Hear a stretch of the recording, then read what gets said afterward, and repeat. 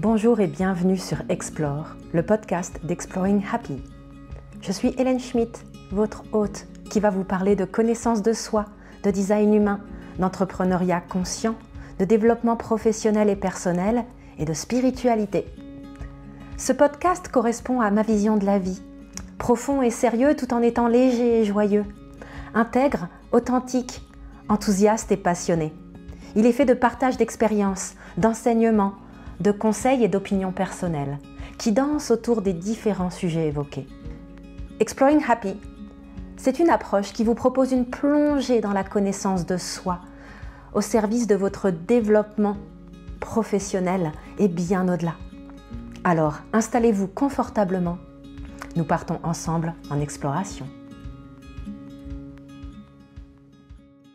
Bonjour à toutes et tous, Hélène Schmidt d'Exploring Happy. Dans cet épisode de podcast, je vais vous parler des leçons que j'ai tirées de mon année nomade. Cette année déroulée de fin septembre 2023 à début septembre 2024. Donc grosso modo 11 mois et quelques jours. Il me semblait intéressant de vous le partager en conscience. La dernière étape de ma vie dans laquelle je me suis retrouvée nomade a eu lieu en fait 9 ans auparavant celle-ci. Elle a duré 3 ans, de septembre 2014 à août 2017. Mes réinstallations dans un appartement à mon nom avec les factures à mon nom en avril 2018. C'était une période très particulière de ma vie. J'étais en convalescence de burn-out, en reconstruction professionnelle, personnelle. Il y a eu beaucoup de choses vécues au cours de ces 3 dernières années, pendant lesquelles j'ai vécu un peu plus d'1 an et demi à Bali, en Indonésie. J'ai vécu aussi 5 mois à Barcelone. J'ai vécu 1 an au Pays Basque et les quelques mois qui manquent sont des mois où j'ai rendu visite à de la famille, où j'ai été par monts et par vaux en France. Et bien sûr que ces 3 années ont été profondément dimensionnantes pour la personne que je suis aujourd'hui et pour le business que j'ai développé, Exploring Happy. Tellement de choses sont liées à cette période. D'ailleurs, vous avez dû faire le calcul. Au moment où vous entendrez ce podcast, on sera à l'automne 2024. Ça fait donc 10 ans que j'ai quitté mon job salarié pour finalement, à ce jour, ne jamais revenir au salariat. Mais là, je vais vous parler de l'année nomade vécue avec un business établi et une conscience de moi bien plus évoluée que lors de ces années d'errance intérieure et extérieure qui ont été très formatrices pour moi. Donc j'ai abordé cette année en conscience en étant vraiment au clair avec quelque chose. J'allais me réouvrir à cet état si particulier qu'on connecte lorsqu'on n'a plus de camp de base fixe. Et ça, c'est pas quelque chose qui se comprend en quelques semaines ou en 1 ou 2 mois. C'est une détente intérieure et une ouverture au possible qui s'installe au bout de 2-3 mois et qui se consolide dans les mois qui suivent. Et c'est quelque chose qui, à ma connaissance, n'est pas connectable dans une telle ampleur lorsqu'on a un ancrage géographique. Il y a une dimension libératrice au niveau mental de ne plus avoir d'adresse fixe, de ne pas avoir de point auquel revenir. Bien entendu, c'est également l'un des éléments les plus challengeants. De toute façon, les plus gros potentiels se cachent souvent, même systématiquement, dans les plus gros challenges. Donc ce qui est un très bon côté est également un des inconvénients majeurs. Mais en faisant cela, en se mettant volontairement dans cette situation inconfortable de non-ancrage géographique, on vient connecter ou reconnecter avec des aspects de nous qui étaient enfouis ou étouffés, dirons-nous, entre guillemets. Vous savez, comme quand on parle comme ça, la main devant la bouche. On peut quand même vaguement entendre, mais la qualité du son, de l'articulation, la clarté est complètement différente. Eh bien, c'est un peu la même chose. Vous détenez en vous des aspects de vous que vous ne pouvez connecter que dans des contextes spécifiques. Et cette sortie de zone de confort vient stimuler la curiosité, l'ouverture au monde, à autrui, l'inspiration, la flexibilité. Et Dieu sait que quand j'ai un ancrage, je suis beaucoup moins flexible, beaucoup moins flexible. On développe sa tolérance, on apprend à connaître ses limites ou à les reconnecter, à choisir ses lieux et ses compagnies beaucoup plus en conscience. Et rien que pour cela, c'est excessivement précieux. Et puis, on développe de fait une grande sensibilité à son énergie et à ses besoins, puisqu'il s'agit de trouver d'une autre manière l'équilibre en soi. Ce n'est pas dans le refuge de son logement, c'est un point à l'intérieur de soi malgré l'instabilité extérieure et des fois un peu intérieure. On devient beaucoup plus efficace à revenir à soi-même et à revenir à son essentiel et à fixer ses limites et affirmer ses besoins lorsque ceux-ci émergent.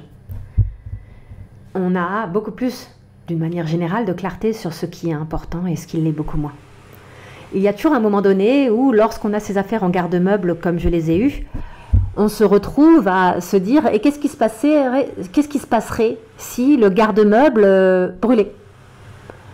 Et il y a quelque chose de libérateur d'arriver au point où on se dit « ok, en dehors d'un ou deux tableaux ou d'une chaise », eh ben on s'en fout en fait. Et ça, c'est un état de lâcher prise matériel qui permet de plus facilement reconnecter à ses possibles. Je ne dis pas que l'aspect matériel n'est pas important. Je dis juste que lorsqu'on en est privé, ou lorsqu'on est privé de ces points de référence, autre chose émerge. Et puis bien sûr, on se retrouve face au sujet qui nécessite encore du travail. Les choses qu'on pensait résolues, mais qui finalement étaient protégées par la zone de confort d'un quotidien dans lequel on a d'autres points d'ancrage fixes. Et puis bien sûr, inversement, il y a le bon côté, hein, on peut mesurer là où on a progressé. Alors je vais continuer et terminer sur les bons côtés avant de vous parler un peu des inconvénients quand même, parce que tout n'est pas rose tout le temps. Hein. Mais de mois en mois, on retrouve ou on découvre une confiance en la vie. On s'ébahit de la manière dont les choses se résolvent par elles-mêmes. On arrive à grandir en lâcher prise. On n'a pas le choix quelque part. On se retrouve aussi face à des opportunités de faire le point sur soi-même, sur son activité professionnelle, d'une manière si différente de comment on l'aurait fait si on avait été dans son quotidien avec son logement et ses habitudes. On peut se retrouver à vraiment découvrir des manières de faire autrement qui vont ensuite se réancrer dans notre quotidien à nouveau géographiquement stabilisé une fois qu'on se réinstalle quelque part. Et puis aussi, quand on est de passage quelques jours chez des amis, on apprend à vivre autrement. Moi, je suis toujours très curieuse de demander aux gens « Ah, tu fais ça comme ça, toi? Ah, tu fais la vaisselle comme ça? Ah, tu ranges ça comme ça? Ah, tu manges à telle heure? Ah, tu cuisines comme ça ?» Et c'est pas des reproches. C'est que, au bout d'un moment, on fait à sa manière. Et je pense que l'aspect lié à la cuisine est celui qui me fascine le plus, en fait, quand je vis chez des gens. Bien sûr, je vis que le temps de quelques jours chez des amis, toujours en étant de passage. Et je cherche toujours des points d'ancrage, un minimum plusieurs semaines, voire idéalement plusieurs mois. C'est un besoin important. Et justement, on arrive aux inconvénients. C'est que cette façon de changer de lieu de vie de manière régulière ou, vous voyez, au cours de l'année nomade, la période la plus longue passée dans un logement donné a duré pour moi du 10 avril au 20 juin. Donc on est sur 3 mois et 10 jours, grosso modo. Hein. Et c'est fou le bien que ça m'a apporté. Mais à chaque fois, il y a un temps d'adaptation à un nouveau lieu. Les bruits environnants, le voisinage, les accès, surtout quand on est à Bali, hein, il y a tout un tas de choses, la qualité de la connexion Internet, justement les ustensiles de cuisine auxquels on a accès ou pas, comment la salle de bain fonctionne, et la douche, et le mélangeur, eau chaude, eau froide. Vous savez, toutes ces choses-là. Eh bien, ça, c'est quelque chose qui fait partie de votre quotidien. Parce qu'imaginez, on parle de 11 mois de nomadisme. Je n'ai pas compté, avant d'enregistrer ce podcast, combien de lieux m'ont accueilli pour une durée allant de 1 jour à 3 mois et 10 jours. Mais je pense qu'on s'approche facilement d'une vingtaine, minimum une quinzaine, vous voyez. Et c'est pas une anecdote, c'est déstabilisant. Et c'est difficile de garder une routine saine, que ce soit dans notre alimentation, dans nos pratiques sportives. Ça crée pas mal d'instabilité. Et si on n'a pas une routine saine ou qu'on met du temps à trouver son sommeil dans un nouveau lieu ou qu'on lâche la rampe au niveau des pratiques sportives, qu'on mange plus de sucre, etc., ben, les doutes et les peurs peuvent ressurgir. Puis aussi, bien sûr, on fait face à des fois de l'incompréhension, de l'inquiétude de la part de nos proches. Vous savez, mes parents qui ont 77 et 78 ans, c'est complètement étranger pour eux de vivre des périodes de vie comme cela, aussi choisies soient-elles, et pourtant en m'appuyant sur un business stable. C'est un aspect avec lequel il faut composer et il faut savoir prendre le temps de rassurer ses plus proches. Inversement, il y a les gens qui se désintéressent de notre démarche et qui n'en parlent pas ou à peine, parce que ça leur est complètement étranger et qu'ils ne savent pas comment trouver la curiosité en eux pour poser des questions, pour des raisons qu'ils les regardent, qu'ils s'interdisent cela de manière complètement inconsciente, ou qu'ils en soient conscients et qu'ils préfèrent éviter d'en discuter pour x, y raison.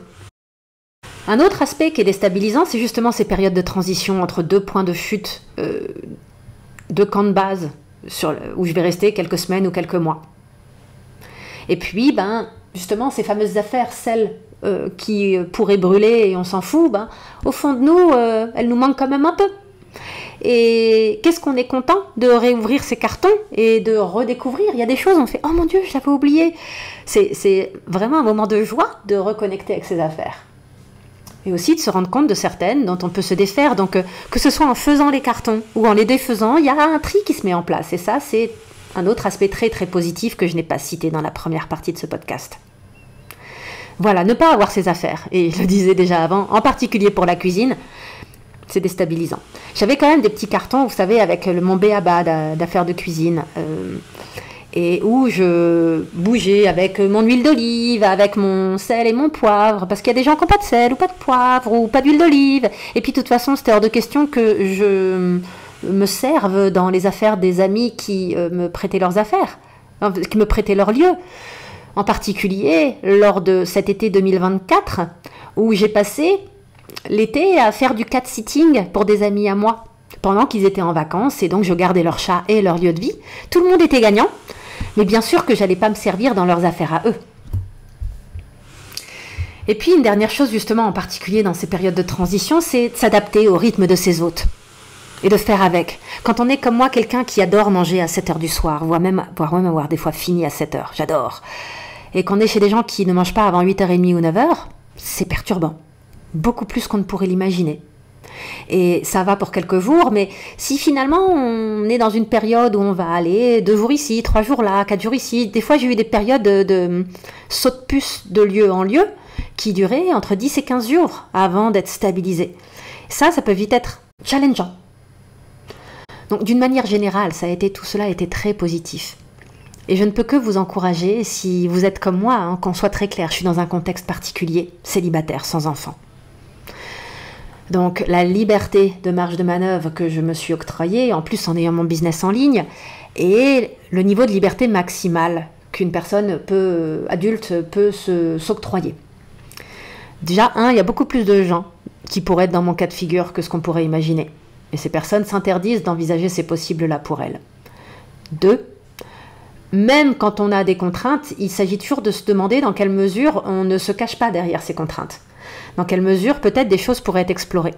Et puis il y a des réflexions de fond en disant, vous voyez, je parlais de zone de confort. Quelle est la zone de confort que je me suis créée? Est-ce qu'elle est vraiment indispensable? Est-ce qu'elle me convient? Qu'est-ce qui en fait est devenu une prison dorée et que j'aimerais faire évoluer? Et en se créant, vous voyez, des périodes de vie, entre guillemets, nomades dans notre vie, même si ce n'est pas forcément un déracinement géographique majeur comme ce que j'ai fait au cours de l'année écoulée. On peut avoir du nomadisme entre deux jobs. On peut avoir vraiment des moments où on s'octroie une pause dans notre vie et qui peuvent être absolument salvateurs.